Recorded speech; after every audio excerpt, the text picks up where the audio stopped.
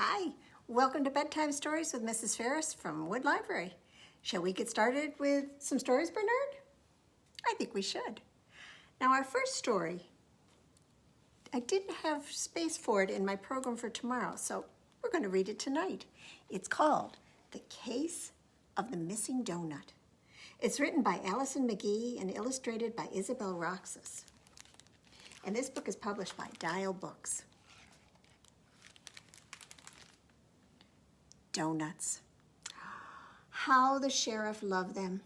Cinnamon, sprinkled, glazed, powdered. Oh, all so tasty, all so delicious, especially powdered.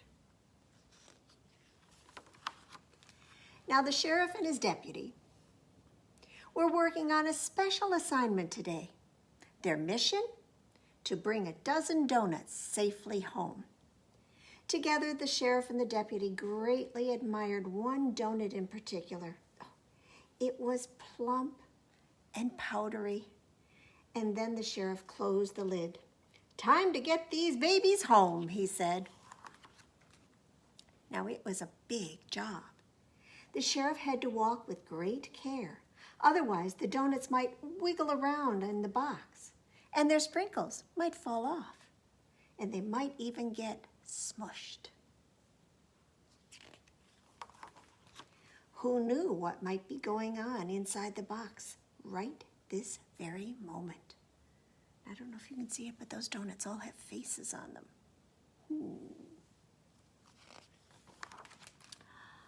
Better take a look-see, deputy. Whew. All was well in the donut world. But wait a minute. Was that one a little bit smushed? Oh, yes, it certainly was. This would not do. The sheriff decided to even it up. Well, maybe a little bit more. Oh, it still wasn't perfect. Just a teeny bit more. Uh-oh. Donut down. The sheriff had only been trying to make a good thing better, but now, look what had happened. A donut had disappeared. Its whereabouts were unknown, and the evidence was gone. Right, deputy? But there were still so many donuts left, no one would ever have to know that a donut crime had been committed. "Onward," said the sheriff to his deputy, and he closed the lid. The sheriff and his deputy tried to act normal. And the sheriff tried to carry the donuts normally. He tried to smile at all the citizens of the town normally. But acting normal wasn't that easy. "Well, hello, Sheriff," said Miss Flaherty. "How was that donut?" The sheriff froze. "Good morning, Sheriff," said Mr. Bryant. "Did you enjoy your donut?" Did Mr. Bryant have X-ray vision? Just then the sheriff saw his friend Kareem. "Greetings, Sheriff," he said. "I see it's an excellent day for donuts." Yikes!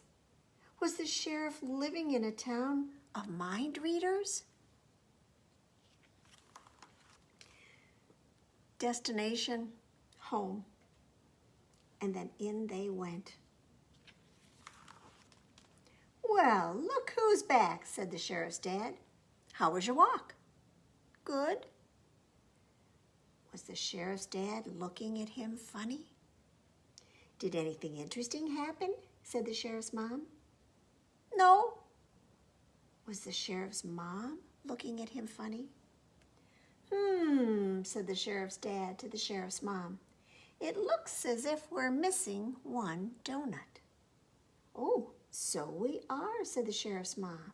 "So we are." Was the sheriff's parents on to him? Sheriff, would you happen to have any information about this case? Well, it was no use trying to get away with crime in this town, especially when you were the sheriff.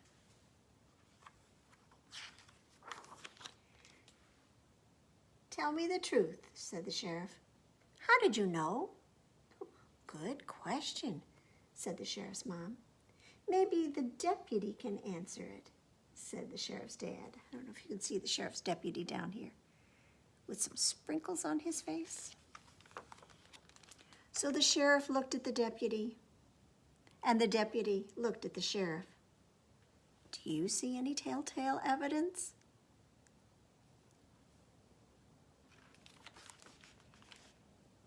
And then they both looked in the mirror. Case closed. And there he is with that powdered sugar all around his face. And the deputy, a sprinkle puss. Well, let's do a finger play about something else that you might like to eat. Can you get your hot dogs ready? I've got my 5 little hot dogs. They're cooking in the pan. The grease got hot and one went bam. So fold one down. 4 little hot dogs are cooking in the pan. The grease got hot and one went bam. 3 little hot dogs are cooking in the pan. The grease got hot and one went bam. 2 little hot dogs are cooking in the pan. The grease got hot and one went bam. 1 little hot dog is cooking in the pan. The grease got hot and the one went bam. So now we have no little hot dogs cooking in the pan. The grease got hot and the pan went bang. Well, our next story is a rhyming story. It's called Toad on the Road, and it's written by Shaskan. He did the illustrations too, and its subtitle indicates it's a cautionary tale, so somebody better watch out.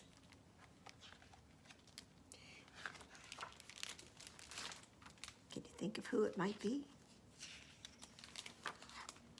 This book is published by Harper. Toad on the road, toad on the road. Oh no, there's a toad on the road. Who's that coming down the road? Oh yikes, it's a bear on a bike. Everyone shout, look out, look out. Can you shout that? Look out, look out. Skid, screech, bam. Hey, little toad, get out of the way. You could get hurt. That's no place to play. Vamoose, skedaddle, without delay. What do you think your mama would say? Toad on the road, toad on the road. Oh no, there's a toad on the road. Who's that coming down the road?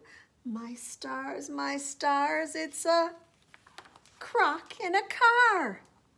Everyone shout. Can we shout it again? Look out, look out. Skid, screech, bam. Hey, little toad, get out of the way. You could get hurt. That's no place to play. Vamoose, skedaddle, without delay. What do you think your mama would say?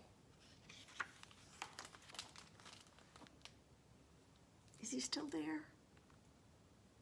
Toad on the road, toad on the road.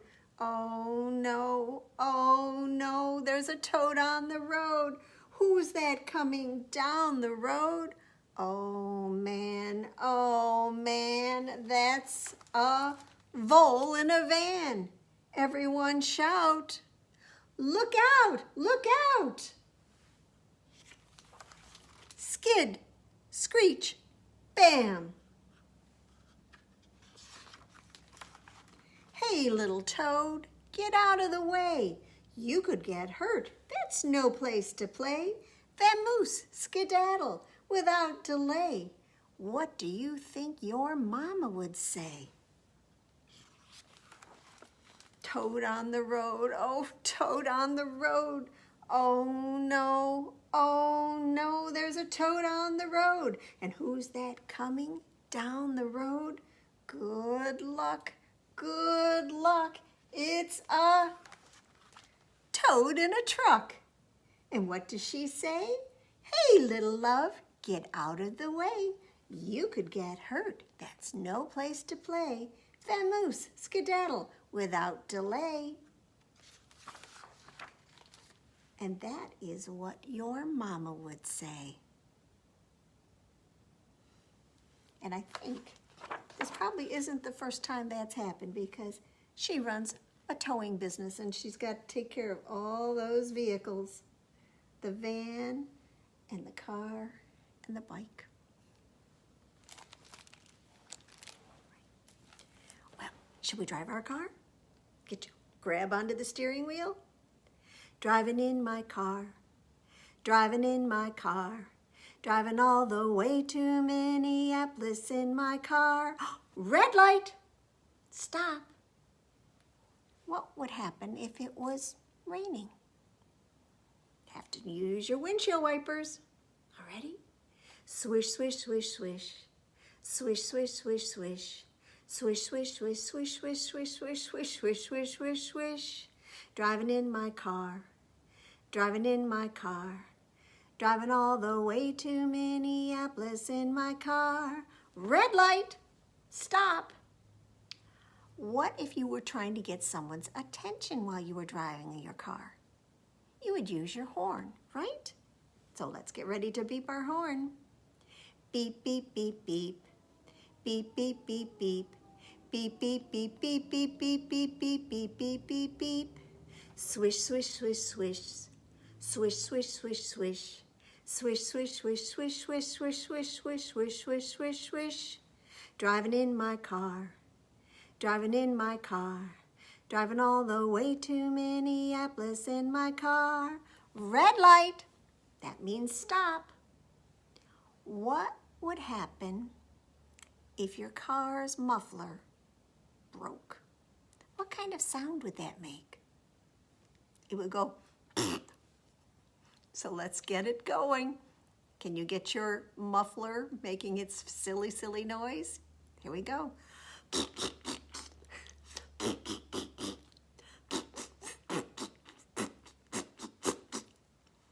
And what comes next? Beep, beep, beep, beep. Beep, beep, beep, beep. Beep, beep, beep, beep, beep, beep, beep, beep, beep, beep, beep, beep. Swish, swish, swish, swish. Swish, swish, swish, swish. Swish, swish, swish, swish, swish, swish, swish, swish, swish, swish, swish, swish. That's hard to say. Driving in my car, driving in my car, driving all the way to Minneapolis in my car. Let's have another story. And this is called Moo Who. This is by one of my favorite authors, Margie Palatini, and it's illustrated by Keith Graves. And this book is published by Katherine, Tegen, an imprint of Harper Publishers. Now, isn't that the silliest cow you've ever seen? That's Hilda May Heifer. Hilda May Heifer was out to pasture, having a glorious field day. She did a little running, a little jumping, and a whole lot of singing. Oh boy, could Hilda let loose with a tra-la-las. She was extremely enthusiastic, just not always on key. Warnings were out. Cover your ears when Hilda hit a high note. Now she was right in the middle of a wailing me-me-moo when suddenly, from out of nowhere, a hard and high-flying cow pie came hurtling straight for Hilda. Whiz, wham, clunk. Do I need to tell you what a cow pie is? It's cow poop that's been sitting in the field drying for a long time. Well, it knocked her right on the noggin, and down she went. Yep, it was lights out for Hilda May Heifer. The poor girl came to a bit dazed, a tad dizzy, with a lump on her forehead so high you could play ring toss, and without a clue of who she was or what she did. Huh? Moaned Hilda. Oh, yes. It was sad but true. Hilda May Heifer had lost her moo. Now, a little woozy and a whole lot wobbly and very confused, Hilda made her way over to a goose who was landing with a loud honk. So Hilda called out, honk, honk, honk, honk. The goose looked at Hilda. Are you honking at me? Honk, Hilda honked back. Lady, enough with the honking. You're a cow. You moo. Who? Answered Hilda. Me? Moo? Moo. Yes, that's what you do, said the goose. Stop honking. You're not like me. I'm not? Asked Hilda. The goose shook his head. Well, just look at yourself. Do you have webbed feet? Hilda looked. No, she didn't.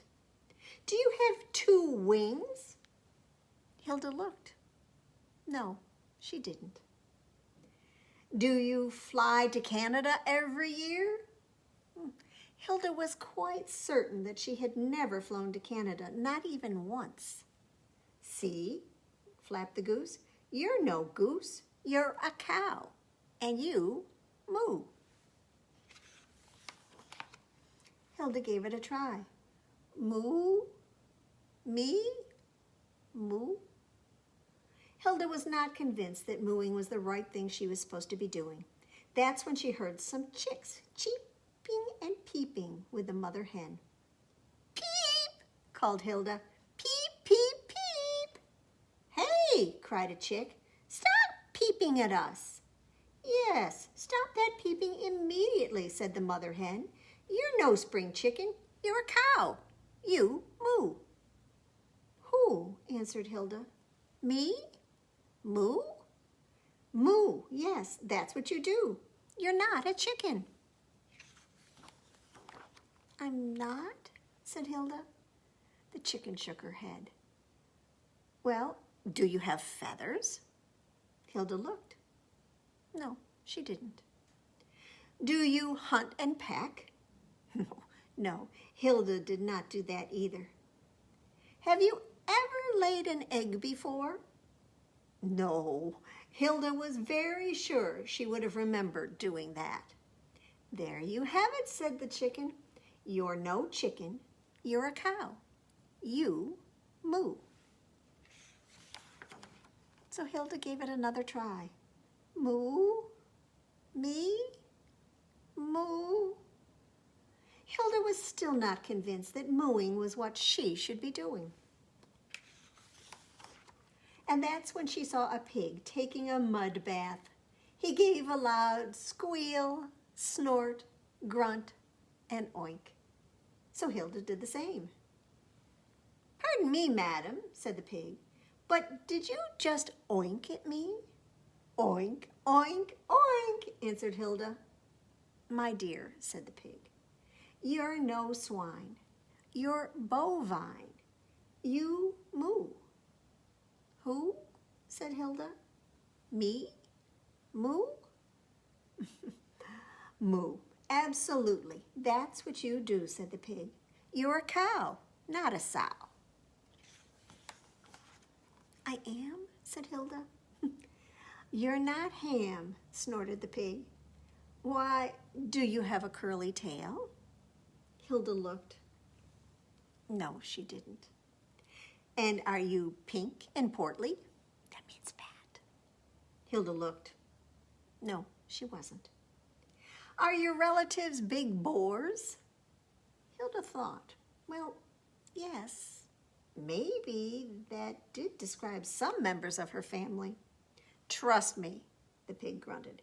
You're no pig. You're a cow. You moo. Well, Hilda gave it one more try. Moo? Me? Moo? Nope. Hilda still had no clue what she was supposed to do. Was she supposed to simply moo? It was not a very good feeling, not knowing what to say or do. And then Hilda saw a cat.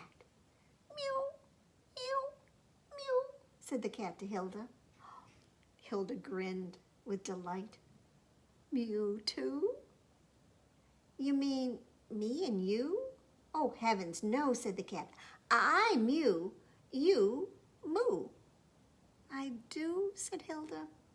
I really, really do. The cat nodded. Goodness gracious, you're a cow, not a cat. Do you have 4 paws? A face full of whiskers?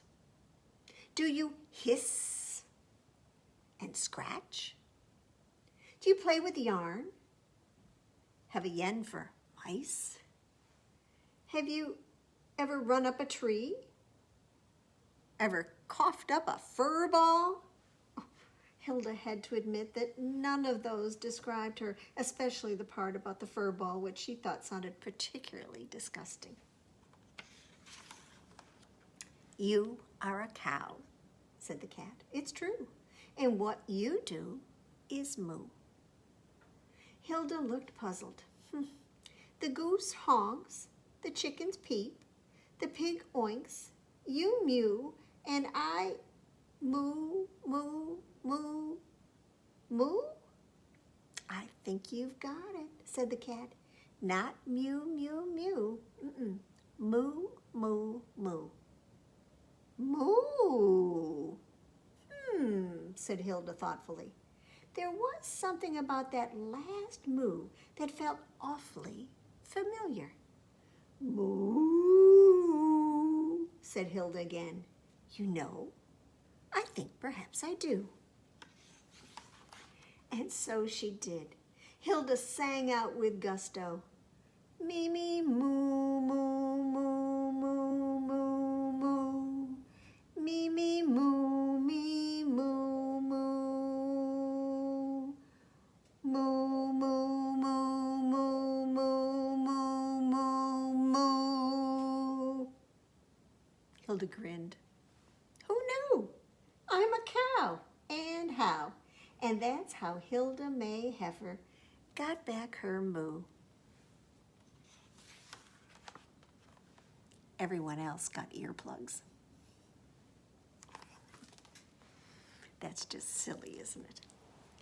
Well, can you shake, shake, shake your sillies out? Shake, shake, shake your sillies out. Shake, shake, shake your sillies out and wiggle your waggles away. And can you clap, clap, clap your crazies out? Clap, clap, clap your crazies out. Clap, clap, clap your crazies out and wiggle your waggles away. Can you stretch, stretch, stretch your stretchies out? Stretch, stretch, stretch your stretchies out. Stretch, stretch, stretch your stretchies out and wiggle your waggles away. Time for you to stand up because we're going to have you jump, jump, jump your jiggles out. Jump, jump, jump your jiggles out. Jump, jump, jump your jiggles out and wiggle your waggles away. Can you yawn? Yawn your sleepies out. Yawn. Yawn your sleepies out. Yawn. Yawn your sleepies out and wiggle your waggles away. Can you shake, shake, shake your sillies out? Shake, shake, Shake your sillies out, shake, shake, shake your sillies out and wiggle your waggles away. Well, let's see, how are we doing for time? I think we should have one more book. This is called Whiffy Wilson, the Wolf Who Wouldn't Go to Bed. This is written by Caryl Hart and illustrated by Leonie Lord. And it's published by Barrons. There was a wolf named Wilson who stayed up late at night. He played with all his toys until the early morning light. He practiced on his saxophone. He strummed his blue guitar. He sang and banged his big brass drum just like a superstar. Now one night while Whiffy Wilson was howling at the moon, his best friend Dottie thundered around and barged into his room. "Wilson, please be quiet. You're making too much noise. Why aren't you sleepy in your bed like other little boys?"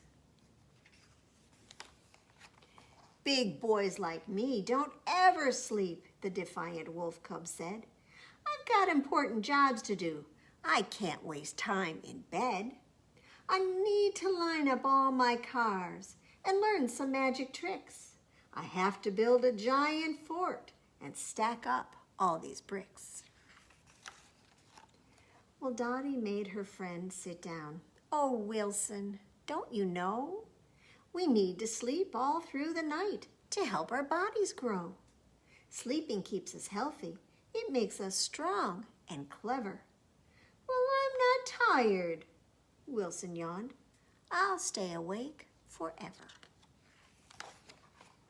"You silly thing," laughed Dottie. "I can tell you need a rest. I'll show you how, and soon you'll see that bedtimes are the best. First, we're going to clean up. I'll race you. Come on, quick."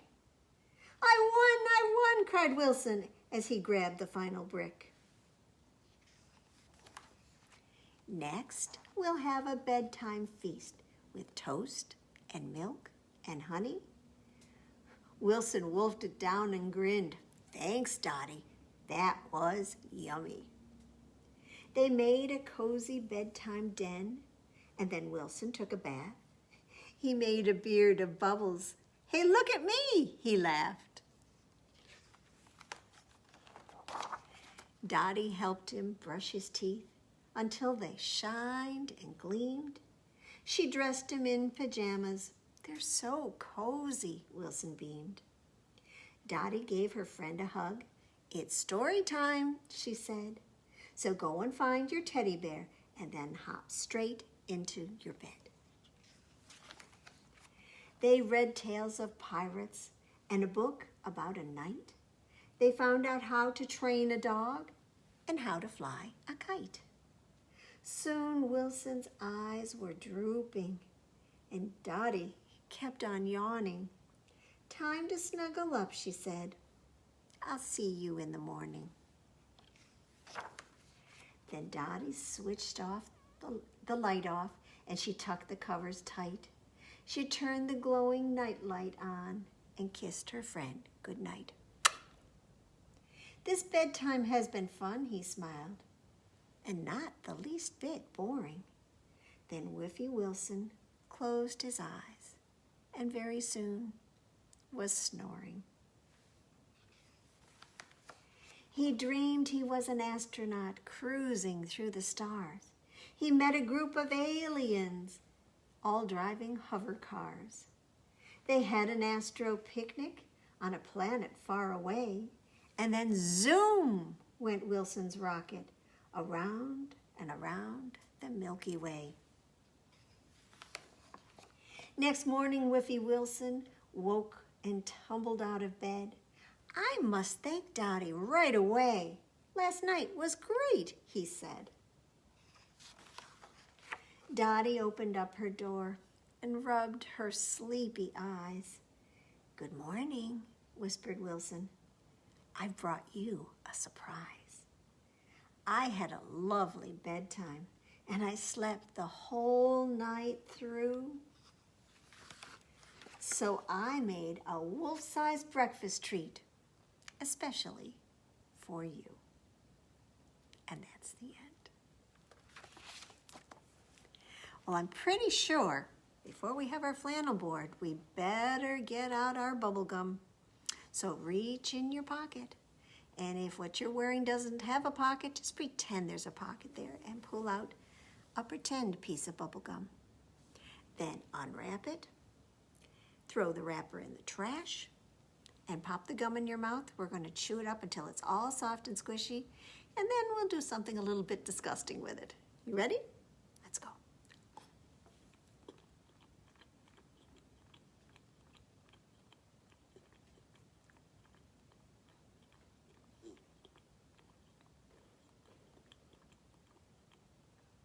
Do you think it's ready? Put your hand out, because we're going to spit our gum right into our hand. 1, 2, 3, and clap your other hand on top. So now your hands are stuck together with sticky, sticky bubble gum, sticky, sticky bubble gum, sticky, sticky bubble gum, stick it on your chin. Do we want to leave it there? I think not. So let's get it unstuck by saying unstick. Unstick. Sticky, sticky bubble gum, sticky, sticky bubble gum, sticky, sticky bubble gum, stick it on your arm. Unstick. Sticky, sticky bubble gum, sticky, sticky bubble gum, sticky, sticky bubble gum, stick it on your cheek. Unstick. Sticky, sticky bubble gum, sticky, sticky bubble gum, sticky, sticky bubble gum, stick it on your back. Unstick. Sticky, sticky bubble gum, sticky, sticky bubble gum, sticky, sticky bubble gum, stick it on your nose. Unstick. Sticky, sticky bubble gum, sticky, sticky bubble gum, sticky, sticky bubble gum, stick it on your knee. Unstick. Sticky, sticky bubble gum, sticky, sticky bubble gum, sticky, sticky bubble gum. Stick it on Mom or Dad.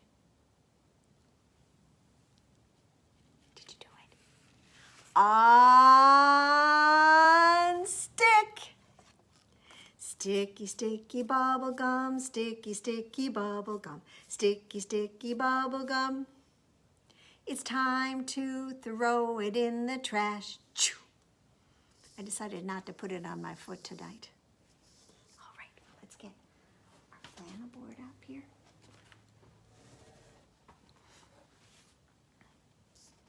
Well, once upon a time, there was a boy. And he decided he was going to go outside to have some fun on a winter day. So he put on his bright red boots, and he put on his warm jacket and his red mittens and his nice warm wool hat. And then he started making a snowman. He climbed up to the very top of a hill and made a snowball. And then he let go of the snowball and let it start rolling down the hill. Now, as it rolled, it got bigger and bigger and bigger. The snowball rolled along, and it rolled right by a man with a big tall hat. And it took the hat. It rolled by a man in the park who was juggling with 5 balls. And that ball, well, It took all 5 of those juggling balls, and it kept on rolling. It rolled by a bush and picked up 2 sticks.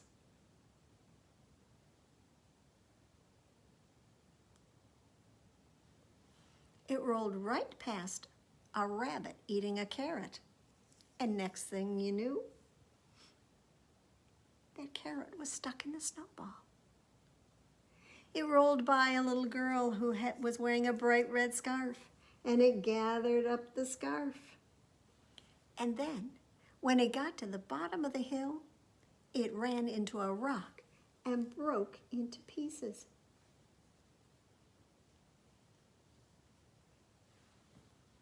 Well, the little boy took one look and said, I know what to do. He took the smallest ball and put it on top of the next size up, and then he added the great big one at the bottom.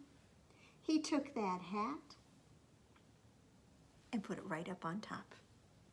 He took that scarf and put it right there.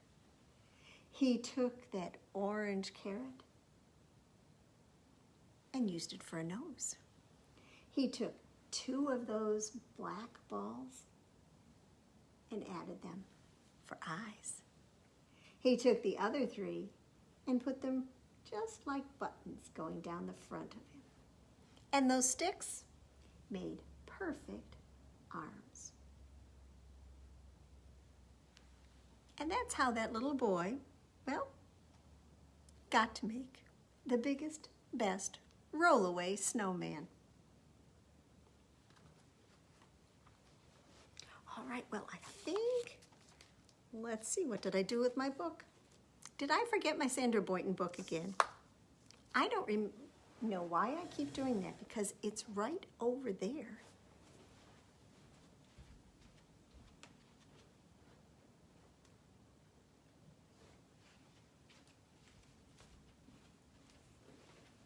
Sorry about that. Let's have some Dinosnores tonight. Wolfie Wilson was snoring at the end of his book. This is by Sandra Boynton and published by Workman. When the sun has gone down and blue stars appear, then the last dinosaurs know that their bedtime is near. So they all clean their teeth, and then their sweet faces too. And then they wriggle and stretch, just like dinosaurs do. Their pajamas are cozy. They all put them on. Then they yawn, and they yawn, and they yawn, and they yawn. Now they all settle down in a dinosaur heap. They all close their eyes, and they all fall asleep. And soon they are dreaming, our dinosaur friends. And I'm afraid this is when all the snoring begins. Are you going to help? Honk, shoo, honk, shoo, honk, shoo, honk, shoo. The snoring goes on and on and on through the night. They never stop snoring till the first morning light. I like all the dinos, but I just want to say, thank goodness those Dinosnores live far, far away. So those are our dino snoring stories for tonight. I hope you enjoyed them. Bernard and I will be back next Wednesday with some more stories. So we hope you'll join us. Thanks for tuning in.